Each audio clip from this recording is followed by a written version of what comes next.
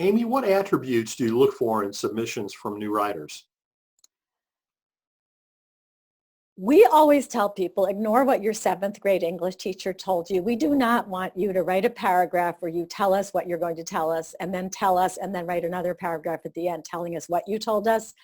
Our readers are very intelligent, so we'll often go into stories that are submitted and we'll lop off that first paragraph and that last paragraph.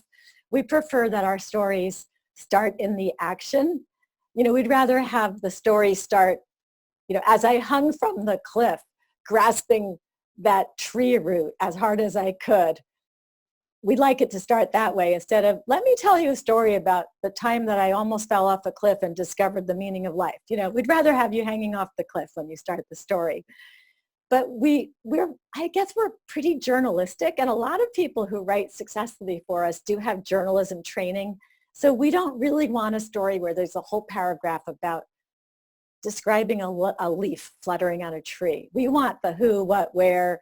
We limit you to 1,200 words. So we really want you to tell us the story. And sure, we want to feel the emotions and feel the suspense and the excitement, or we want to tear up, or we want to laugh out loud. We want to feel the emotions.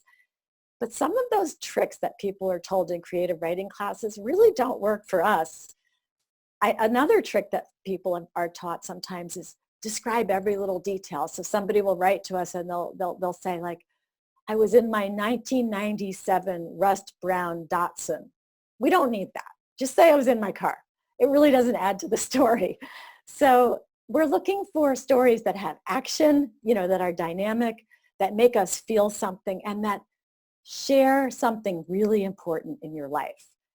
And when people say, okay, I'm going to tell a story I've never told anybody before, that's usually a really good chicken soup for the soul story. And by the way, we will let you use a pen name. Your story has to be true, and we have to know who you are.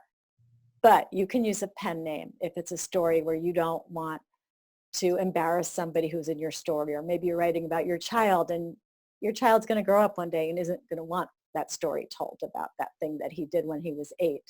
Whatever it is, we're fine about using pen names. Very important, though, that the stories must be true. And we do a lot of fact checking. And sometimes we help people make their stories truer, because we always ask everyone for their birth dates. And it's because it's part of our fact checking, because then I'll go back to them. I'll say, like, I don't think you got your driver's license when you were 14. Unless you lived in one state that in 1975 was giving driver's licenses to 14-year-olds. And then they'll say, oh, no, I did not live in that state. And then we'll fix their story. We do appreciate it if people do their own fact checking. It's amazing how many people will give us a story where they misspell the places where they used to live, things like that. So sometimes I feel like we've been handed the first draft. I'd like people to spend a little more time, go over it, send what you think is your final draft.